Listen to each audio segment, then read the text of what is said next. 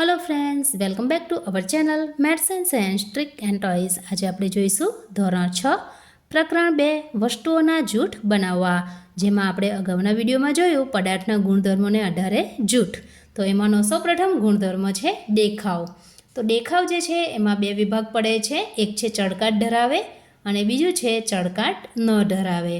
ચળકાટ ધરાવેમાં આવશે સ્ટીલ, તાંબાનો તાર, એલ્યુમિનિયમનું પતરું, લોખંડની પટ્ટી। તો આ પદાર્થો છે જે ચળકાટ ધરાવે છે। અને ચળકાટ ન ધરાવેમાં આવશે કાગળનો ટુકડો, લાકડું, ચોકના ટુકડા, પેન્સિલ અને રબર।